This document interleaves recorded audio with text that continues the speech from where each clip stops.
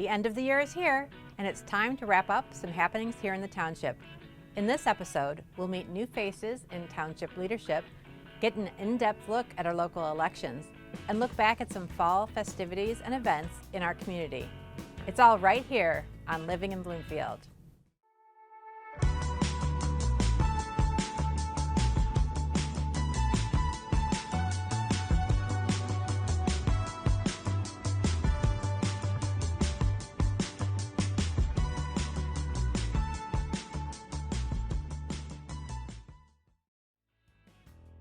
The end of the year brought some big changes to our township leadership.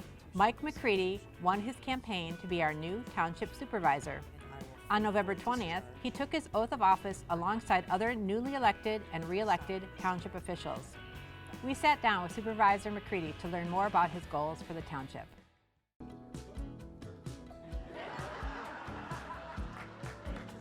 My first public office was with the City of Bloomfield Hills. I was elected a city commissioner back in 2007. And in 2012, I ran for the state representative, was the 40th district, representing Birmingham, Bloomfield, the City of Bloomfield, Bloomfield Township, and a portion of West Bloomfield, and served until December of 2018. I was in economic development with Oakland County and did economic development for the city of Novi until 2024, and here we are today. As a supervisor, my role is to lead this community, and we need to lead it with good services that our residents expect. And to do that, we need good staff, and we have good directors, and we need to empower them to carry out their functions. We have to work with our elected officials and our directors in a positive, forward-thinking manner. Right now, I am on a listening tour to plan on meeting with the department heads collectively and then individually with them and their departments to get to know everybody that's working in the township. I want to understand what their functions are, how they're carrying them out, and then we'll start working on what it is we need to do to carry on at a certain level or exceed that level. We have some really good people here that I'm meeting. I'm so impressed with the staff, not just with the employees, but with the residents. I want to talk to the residents. I want to hear from you. Tell me what you want to do. I have a host of things in the back of my head, and one is we need to get fully staffed in our police and fire departments. It's a very competitive field right now. It's a merry-go-round of employees. We have to learn how to control that merry-go-round so that people want to come work for us. And to do that, I think we need to empower our employees to make decisions, is number one. Number two is we have to look around at other communities, find out compensation and benefit package to make sure we're competitive in that area. I think our residents have always talked about the good police and fire protection we have, and we've got to keep that level up to their expectations. I really feel that we need to be open to the community and listen to everybody and heed their advice, whether we like it or not. I know we've got to control our costs. You know, we want to control our overhead, at the same time delivering quality services. I'd like to host events where our employees get to meet the community too, so that people know who the department heads are. If they have an issue, go to the department head. Let them help you resolve your issue. I want open door for everybody. Be open, be out there, and respond to the needs of the community. When we hear from a resident, they will hear back from us, and that's going to be the hallmark of our administration, is that we are not going to leave you waiting for an answer. We are going to find you an answer. We will respond. We have an excellence in this community, and to reach that, it's through communication and results. I'm really excited and look forward to this opportunity, and I'm so happy to be in this role right now. Well said, Supervisor McCready. Our township does have a standard of excellence that we all strive to achieve. An excellent example of that commitment you'll see in our next segment. Elections seem like one long day or even a long week of early voting. In reality, the clerk's office works tirelessly for months ahead, hiring and training hundreds of poll workers to facilitate a fair and transparent election. We thank our election workers for all of their efforts in ensuring our democratic process maintains its integrity.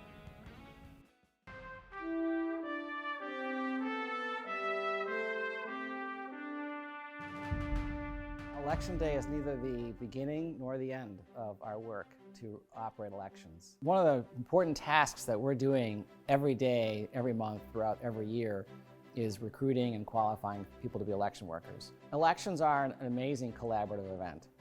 They happen only because Hundreds of people in the township raised their hand to work the election. I woke up at about 4:40 this morning to get to the precinct at 6 a.m. and it is now after 9 probably. The chairperson advises and kind of administers over the precinct to ensure that it is run as best as possible to the best of my ability. Making certain that you have the right team for the computers to register the voters, to get the ballots to the voters, assist the voters when they need to, and make certain their votes are counted properly. The day starts at getting to the precinct at 6 a.m., moving tables as needed. We get the machines that tabulate the votes and pens and everything else needed to conduct the election so that when the first voter is here at 7 a.m., we're ready to start the process.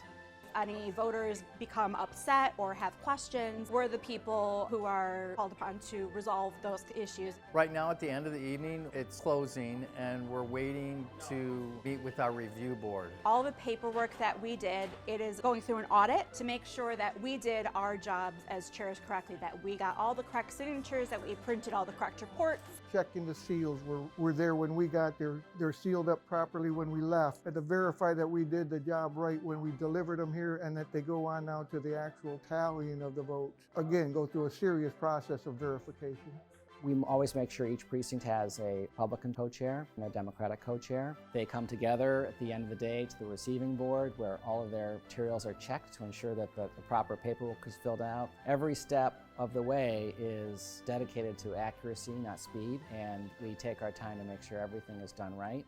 I've been doing election work for at least 10 years. I trusted the process the whole time. But there was so many conspiracy theories going around like that. I thought, I'm just going to volunteer, like be in the arena, do the job, do the work, witness it. And it's extremely well run. Everything is really fair, transparent. I kind of say if you've worked in retail and you have a cash register back in the day, you couldn't leave till your receipts matched the money that went in. And if you couldn't get it to match, you stay there till you do. It's the same process here. Everything has to match. There's a lot of checks and balances with just numbers. You have the proper list of voters, you have the proper number of vote tallied. That changing one thing by just dumping extra ballots into a ballot box cannot happen without you also changing all the voter names. There's several pieces to the pie that people just ignore when they say that there's something going on with fraud. One person, one vote is everything. We make sure that the person's identity and address and all of that is as it should be, and then we make sure that the ballot gets cast in accordance with state and federal election law. I am processing absentee ballots. It's a huge number that is doing this before the actual day. Turnout in the township is always historically quite high. This election, we had 31,000 voters. 22.5 voted either early voting or absentee. I process all of the military and overseas ballots. Anyone living abroad that's in the township, they receive their ballot electronically, but they send it back to us. It's on a regular, like a spreadsheet form. So I work alongside a Republican and a Democrat, and we duplicate that ballot onto a ballot that we can process through our tabulators. I think this is probably the best job of all because you're actually assisting in making sure that voters' integrity has been, upheld. Everyone was excited about voting. We had a 96-year-old voter and we had plenty of first-time voters, so it's great to see the generations. Even though I go to school in Flint, I still just like working in Bloomfield. It's the people that make it. Volunteering with the election is just seeing that these people are still human and they're just doing their civic duty. Some of the noise you're hearing around us these days isn't that great, but when you're in the precinct, you just get a sense of how nice it is to vote and the power it is to vote. The people that work here are all neighbors. And so in every town throughout Michigan or throughout the United States, it's the people that live here who are processing the ballots. And ultimately, it's up to my staff and I to make sure that everybody who's entitled to vote gets that chance, and nobody who's not entitled is allowed to vote. And we did that 31,000 times this past November. But this is the community that we live in, so we have a vested interest in what happens in the community.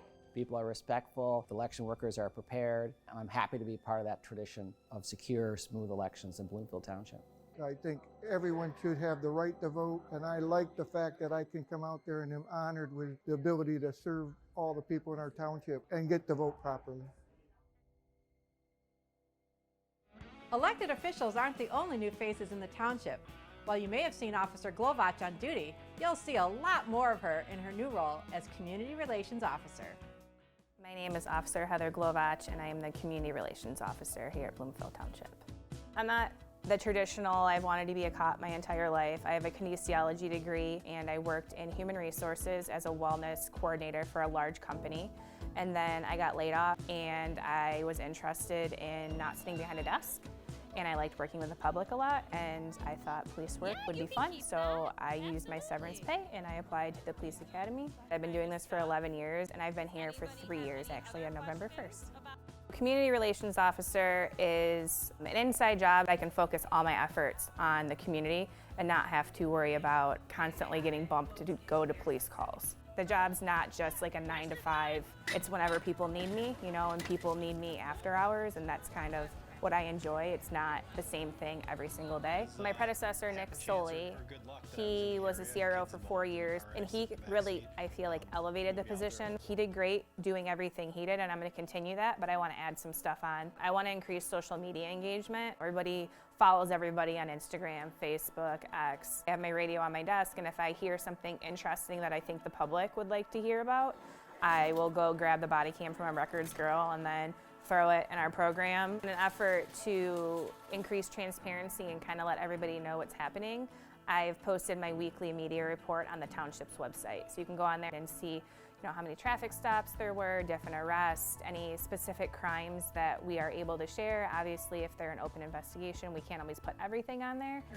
My goal is to try to get out as much as I can and just know that if you see a police officer, it doesn't always mean something bad is happening. A goal is to eliminate the tension between the public and the police. A lot of times we see bad stuff in the news. It's not all the stuff in the movies. I saved a whole duck family on Woodward and Corton. The mom got stuck in the median just when I was driving, and she kept trying to go out, and then the baby ducklings would come and go out. And finally I just was like, I have to block traffic and then I got them all over, and the guy's like, you're a hero. It was funny. It made me laugh. Regular people can't just stop traffic on Woodward, so we're out here to protect people and animals. I want to increase our women's self-defense classes. I've just noticed that we haven't had tons of programming the last 3 years that I've been here. Now that this is my specific job to do community outreach, just empowering that specific group will be super, I think, fun for me, because I've been instructing that for, I think, well over 9 years. Educating is the most proactive thing we can do in law enforcement, right?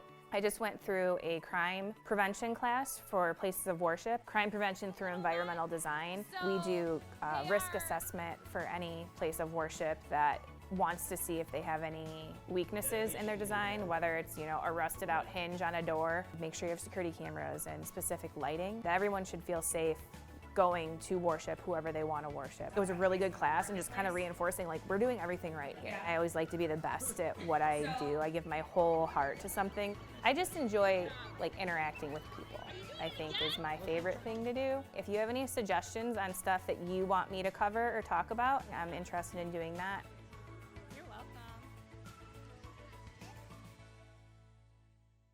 Serving and protecting our residents is the #1 priority for Bloomfield Township Police and Fire Departments. Occasionally, they are asked to lend their expertise to support communities well beyond the township borders. Following landfall of Hurricane Helene, members of Michigan Task Force 1 traveled to North Carolina, where they assisted with rescue operations. Fire Department Lieutenants Joe Chopsky and Sean Patterson serve on the task force and shared their experience with us.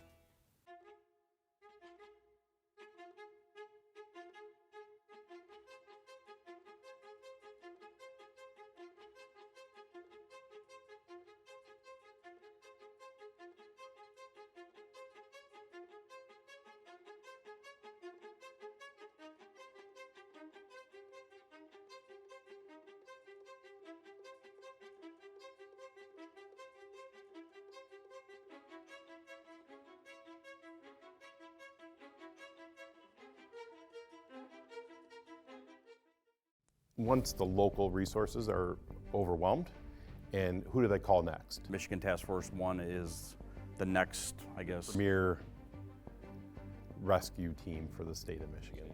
Both of us are lieutenants here in Bloomfield Township Fire Department.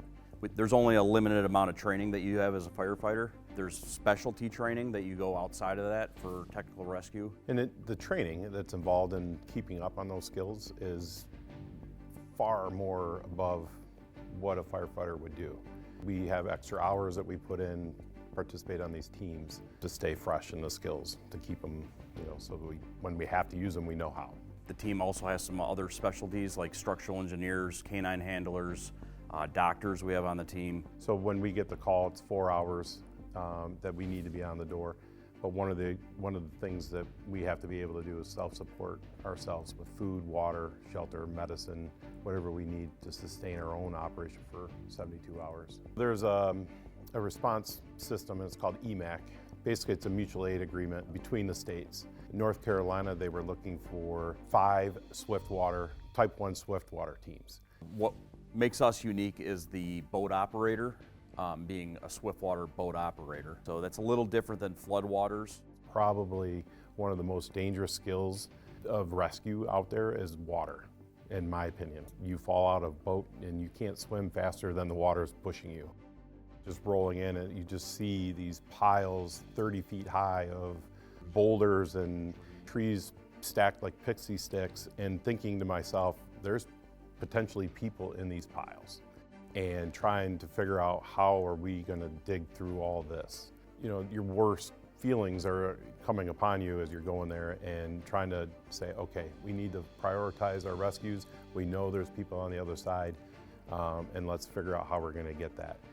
So in Chimney Rock, we were able to do all of the skills that we had. So all 5 or 6 disciplines, we were able to use those in the various types of ways to do the things that we needed to do to rescue the people, mitigate the situation, which was probably one of the coolest things in the 27 years that I've been doing this. This is the one time that we got to use it all.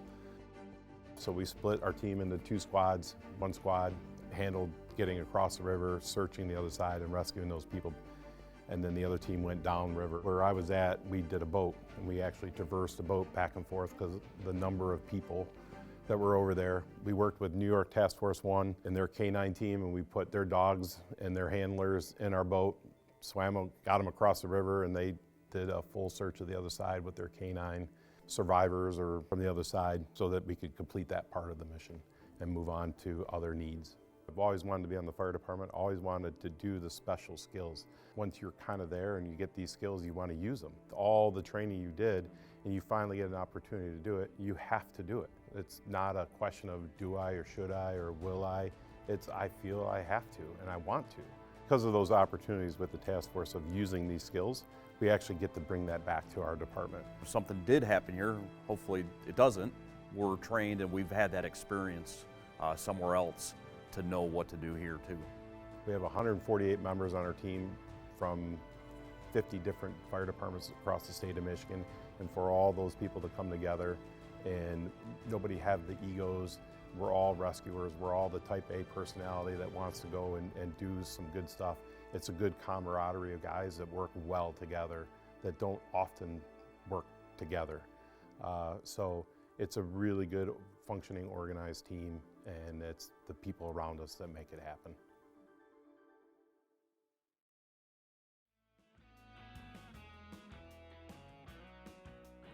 We're here now at Bowers School Farm, where the historic Craig Log Cabin has sat on the property since 2008. As part of the ongoing fundraising effort to provide maintenance of this and other historic buildings, Preservation Bloomfield teamed up with a local homeowner to showcase an authentic 1920s estate. Viewer be warned, there may be more than just people treading these grounds.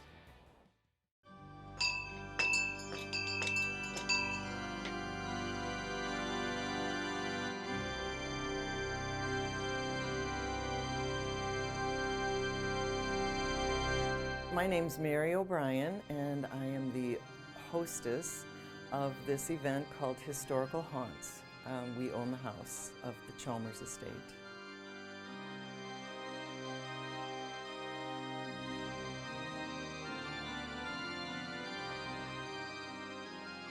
When it was decided to move the Benjamin Barton House and the Craig Log Cabin, it was to be owned by Preservation Bloomfield. And Preservation Bloomfield would be responsible for all the costs associated with maintaining and preserving those two buildings. There were a lot of people that were willing to donate to the original project job of moving it and doing the initial restoration.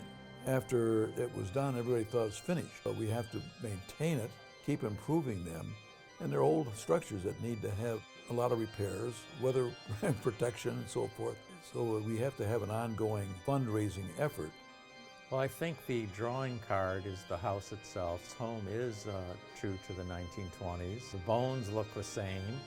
Even the treatments of the plaster and the detailing and even the paraphernalia that they brought in, furniture, organ. Most of the homes built in the 20s, although they look nice from the outside and look historic from the outside, have been greatly modified on the inside. So this was remarkable when I first came inside it tonight to see it in its present state.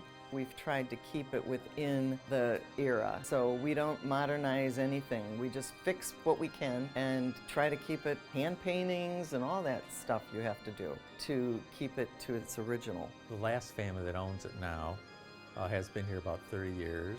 They kind of added a little intrigue, like it might be haunted. A lot of different hauntings have taken place here over the last 34 years. It's gone from lights coming on by themselves, talking dolls that start talking in the middle of the night when it's in the off position, noises. I actually witnessed a glowing little girl in the doorway, and some other stuff that's a little extreme. I never felt like I was in danger at all. One night I felt I was in danger, and it was a little scary. But I guess I asked for it because the night before, this haunting came and affected my one daughter. And I went out to the front of the house and I said, "You don't mess with my daughter, don't mess with my kids." I said, "You can mess with me, but not my kids." And that's what happened that night. They messed with me. I was being pulled from the bed and pretty much levitated. It was scary. By the time I woke up, I could hear the front door slam, like as if whatever came through came and did what they did, and then they left out the front door. It was terrifying living in this house as a child. Like, I slept with my light on for years, literally every single night. He was a non-believer for a long time. People would complain about things going on in the house, and he thought we were all just crazy until one night, and it was the night your dad died. Up in the attic, it used to be an unfinished attic, and it sounded like just furniture being dragged from one end to the other and back again to the other. And I said to my wife, "What is that?" And she goes, "I don't know." So he goes up there, nothing was wrong. He came back down and my mom was like, "Are you a believer now?" My husband said, "Oh, bring in a priest and we're going to have the house blessed." I said, "I want to bring in a clairvoyant and I want to talk to these people. I want to understand what it's all about." I really think what happened is the little girl died and I was in her bedroom. They wanted me out of there because it was her bedroom. I'm not much of a believer in hauntings. I guess I'd have to see one to believe it. But it's an interesting story. Yeah, I know if they had the daughter that died. I have the newspaper article on that. It was quite a shocking thing to the Chalmers family. And so it rings true from that standpoint. In the library, there will be group sessions as we have a clairvoyant there. She will do a reading and try to see what she can accomplish. Whether it's coincidence or not, there could be a series of questions they'd ask, and some say, "Oh yeah, I hear Larry. Oh yeah, it was my dad, Or I had heart disease. Oh yeah, my grandfather, So it's hard to say, But it's very entertaining. And some people are affected. There's one lady, she responded to some of the questions and she started crying, talking about her family and someone on the other side. There's an F-R-A-N, Frank or Fran? It is Fran, thank you. Okay, yeah, she is really trying to come through in a good way, honey. She's saying, sorry she was a pain. Okay. It was a lot. I don't know, I don't want to poo-poo it, but it's pretty interesting. It adds a little complexity or a little complexion to the event. They do have the same personality, even on the other side. Okay. Probably the most important thing is raising awareness, too, of what we're doing. People drive by and they see the cabin and the farmhouse, and sometimes they wonder what those are. You come up the hill from Squirrel Road and see the Greek Revival house sitting on the hill there on Bowers Farm, actual house that was here in the 1840s, and then go a few feet further on, see the log cabin, which was also here about the same time frame. An event like this is a good way to produce some funding, and we'd like to do some more of it. I've always wanted to share this home with everyone. It's such a beautiful place. I've always wanted to share it. And I hope that they get a better understanding of preserving something like this. Definitely become more appreciative of these kind of estates and historical places. Commitment to arts and culture is so important to many in our township.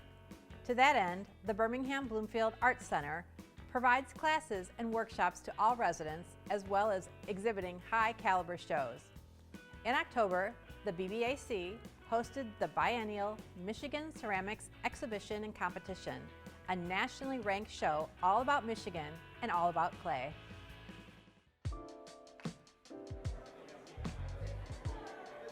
Michigan Ceramics Art Association is a big, strong organization. It's a membership of ceramic artists, which brings everybody together. We are the oldest ceramic state organization in the country. We're a nonprofit organization that is meant to, as an advocate and opportunity builder for the ceramic arts.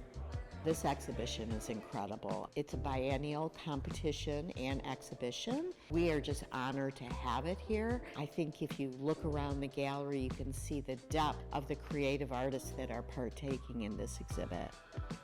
I'm proud to say I am a ceramic dropout and therefore a wonderful collector, because I understand the incredible talent it takes to create something with a humble piece of clay that I have in my hand. Ceramics cultivates something like approachable. Sometimes art can feel like there's a distance between the maker and the viewer, and ceramics, I think, closes that gap. Ceramics is beautiful in the way that it is a multifaceted art medium.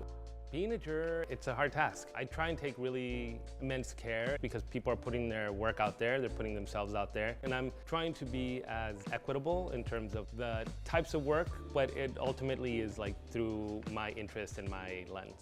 We want to make sure that everybody has a voice there. There were 5 major identities that we wanted to celebrate, from the professional to the emerging artist, the enthusiast, the educator, and the student. I really like that distinction because as an artist myself, I've felt like I've lived through a lot of those different categories.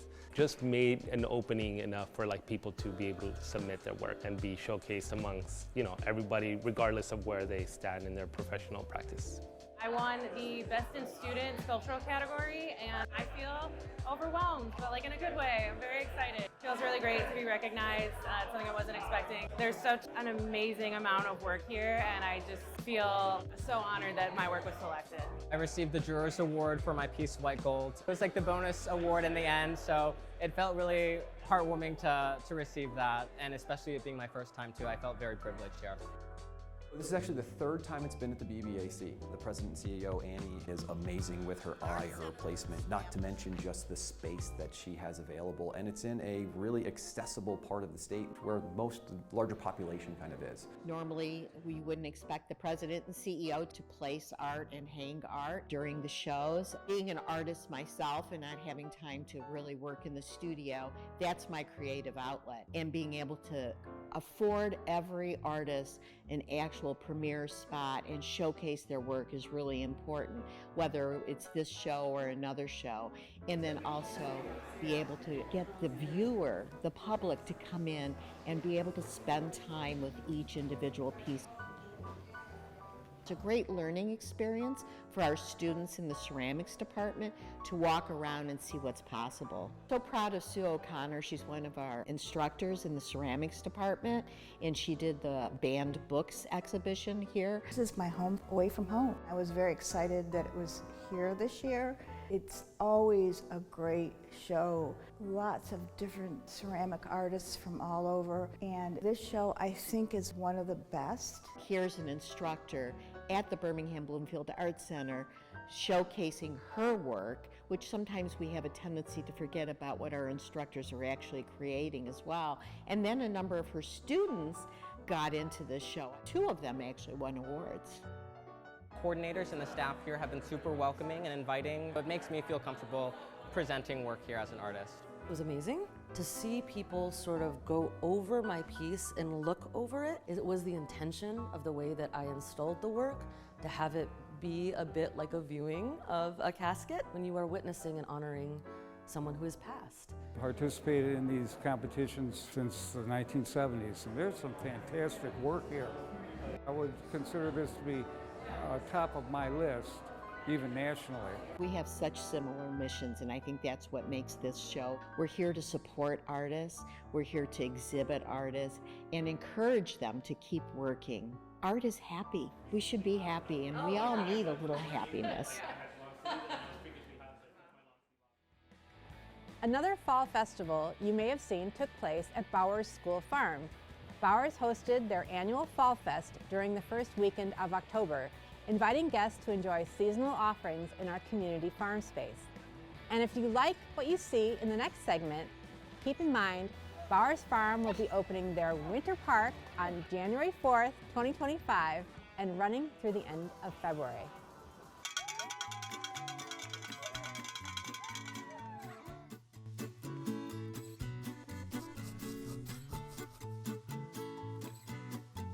Fall Festival celebrates a harvest with our community. And so we have pumpkins and we have apples. Folks just want to come out and have a fun time in a farm setting. The atmosphere and the environment in the fall, there's something about it. It's like that crispness in the air, you know. I think a lot of people get a little nostalgic. They remember when they were kids.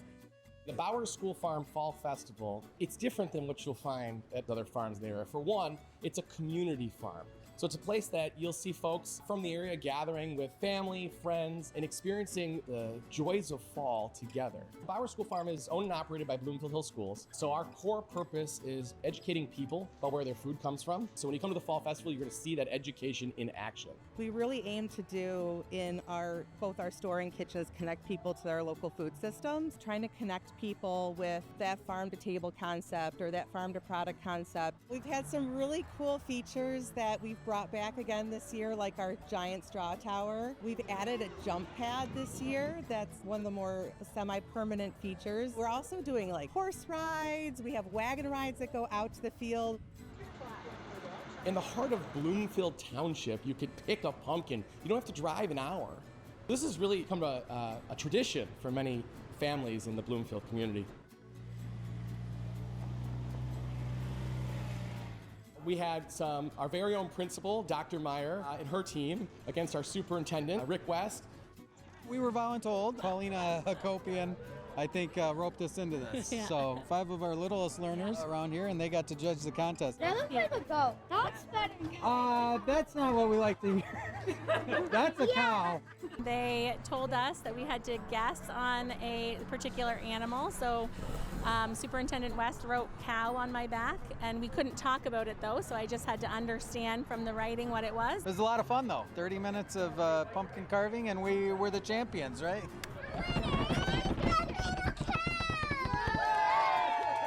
And it was just fun, and the kids had a great time, and we came out victorious. This really is a community activity. It takes so many hands, volunteers out here today. It takes a village to pull something like this off. Every single time we do this, there's more conversations that are had, and more like people are saying, hey, wait a minute, I have a great idea. I would really like to see the corn maze come back. While we have almost 100 acres, not all the land is great for growing. That being said, we've been working on amending the soil in one field to bring the corn maze back, and next year might be that year. The next big thing is our winter park.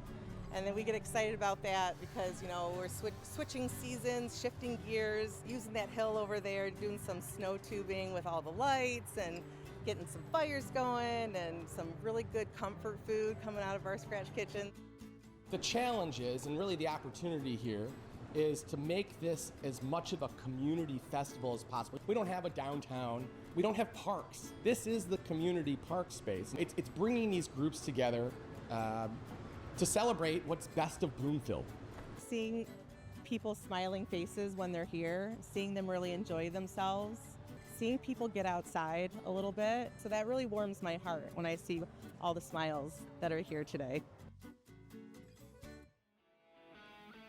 Of course, one of our biggest fall fun events has to be our annual Bloomfield Township Open House. This year, the open house was held on October 13th and featured township departments and community organizations. Our police department offered canine demonstrations and a dunk tank, and our fire department put on a show with a live burn house demonstration. Community arts, education, and volunteer organizations were on site to provide residents a look at all of the wonderful things Bloomfield Township has to offer. Plus, live music and performances appeared on our newly added cultural stage throughout the day. And if you have a musical group, keep an eye out for next year's event. We're always looking for more additions to celebrate the diversity of our township. That's a wrap on 2024. From everyone here in the township, we wish you a happy holiday season. Join us in the new year for the next Living in Bloomfield.